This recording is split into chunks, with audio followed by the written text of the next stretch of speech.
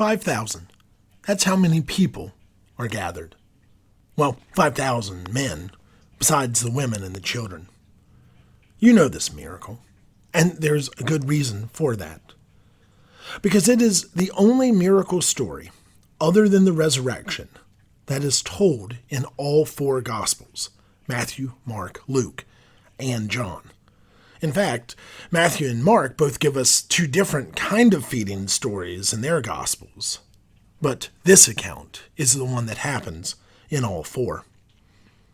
I think it's safe to say, then, that if this is the only event that was so memorable, so transformative, so formational, that Matthew and Mark and Luke and John all include it in their Gospels, it might very well be the most important miracle in the Gospels, other than the resurrection. Consider this. The birth of Jesus in Bethlehem, there's no room in the inn. The birth in the manger only happens in Luke.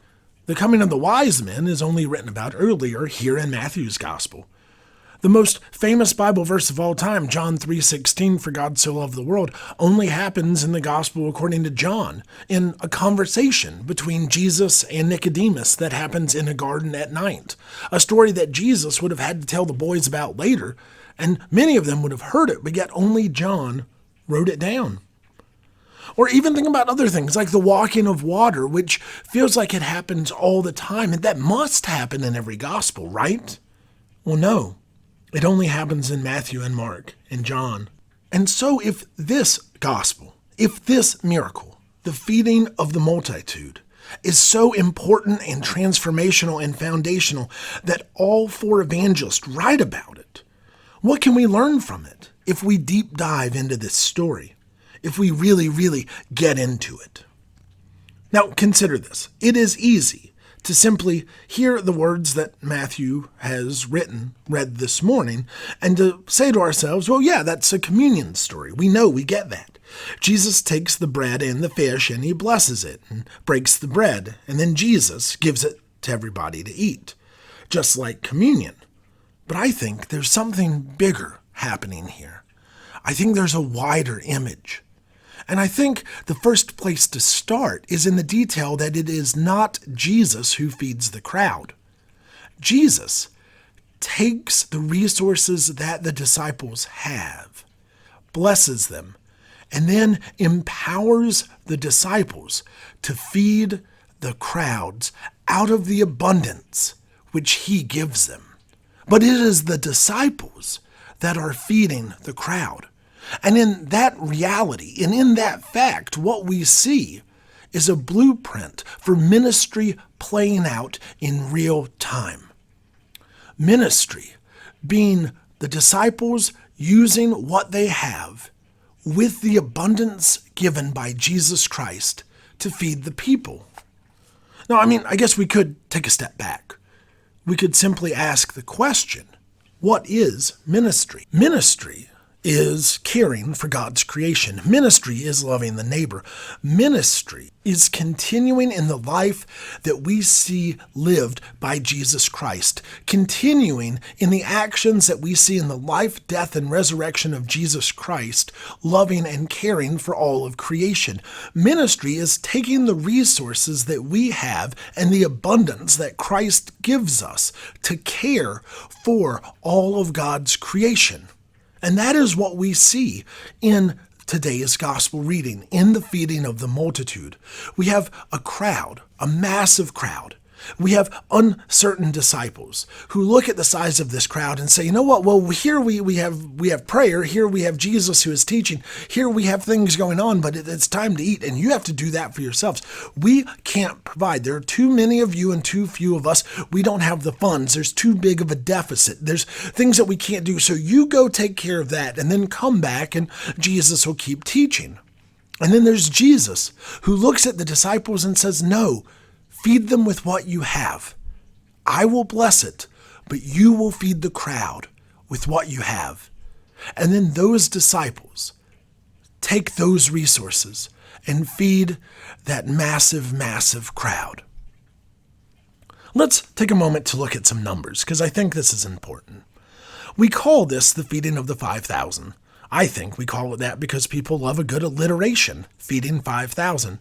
It would be a lot longer, or it would be a lot more long-winded to call it Jesus and the disciples feed the innumerable masses with the resources they have on hand. Feeding the 5,000 just rolls off the tongue better. But let's look at a few things.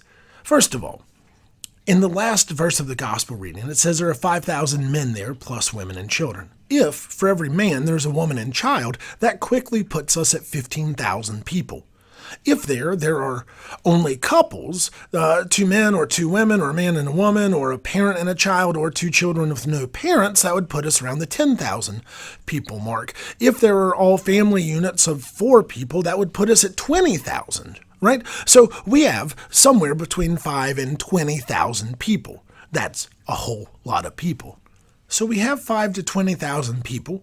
We also have one Jesus. A truth in this gospel text, a truth in the world, a truth in our lives. We have one Jesus.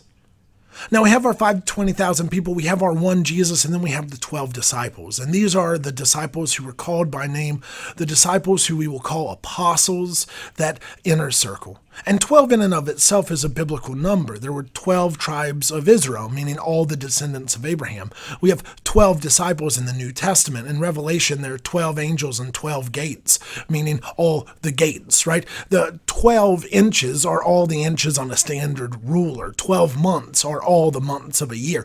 12 is a number of completion, all the people. So we have 5 to 20,000 people, one Jesus, 12 disciples. And those 12 disciples have 5 loaves and 2 fish. What's interesting is in the recommended daily caloric intake for people, it's recommended that between 10 and 35% of your caloric intake be protein. And so with 5 loaves and 2 fish, that puts you at 28% protein if that was your entire meal. So the FDA says, good job, disciples. That was well meditated. But more importantly is 5 loaves plus 2 fish equals 7.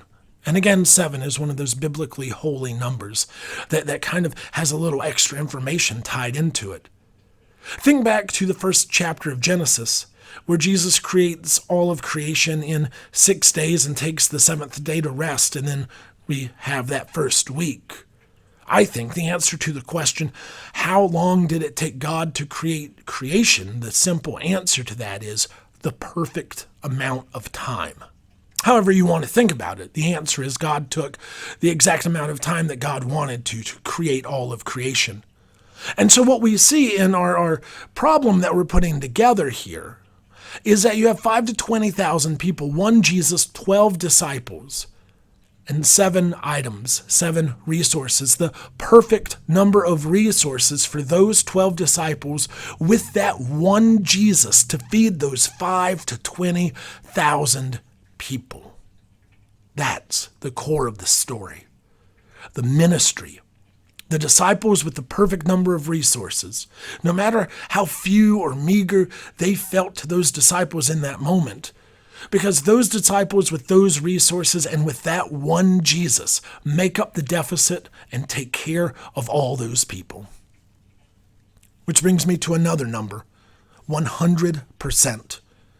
100% of human beings need food or sustenance to live, to survive. And 100% of those 5 to 20,000 people were fed with the resources the disciples had and the abundance of Jesus Christ. Not only that, but all 100% of those people were fed, and there were 12 baskets of leftovers collected. All the leftovers. What a miracle. Here's the thing. People, as I said, need food to live, and ministry happens during our lives. Feeding, therefore, should happen before evangelism. If people are hungry, the message will not be heard. If people have basic needs that are not met, then pie-in-the-sky theology or Bible studies or anything else the church does simply will seem frivolous. But consider this. Think back to the beginning of this sermon. Other than the resurrection, this is the only miracle written about in all four Gospels. And it comes before the resurrection. And it, that is the feeding of the crowds, is what the apostles continue to do after the resurrection as they gather others to feed them and tell them the story of the power of what God is doing through Jesus, who is the Christ. They continue to feed those around them with what they have. We continue to feed those around us with what we have too. In our gospel reading, they had fish and loaves. We have taco Sundays and our free little food pantry and communion and donuts and coffee after worship. They had Jesus in their midst, who multiplied what they had to feed all, men, women, and children. We have the promise that Christ is in our midst whenever two or more are gathered, and we have the offerings of ourselves, our time, and our possessions. They had 7 items. We have 7 items too, the perfect number of items, the perfect number of resources we need to continue in this ministry. We have the people of this congregation. We have the relationships that they have shared for years or decades or quarters of centuries. We have our location in this community in which we serve. We have our community partners who help and aid in so much of the work we do. We have the gifts that each and every member of our fellowship brings into the ministry we share. We have Christ in our midst, and we have the world in which we live, culture. That is the things that we engage with each and every day. Now, these may seem like simple answers, meager offerings in the face of a world with such great needs. But that is what we see in our gospel reading. 5 to 20,000 people, 12 disciples with 5 loaves and 2 fish, and yet using the limited resources they have. No deficit is too big, because amplified and multiplied by the abundance of Jesus Christ. The ministry that happens there shows the true power of our faith and of this church. That using what we have with the abundance of what Christ brings, we can care for all of creation.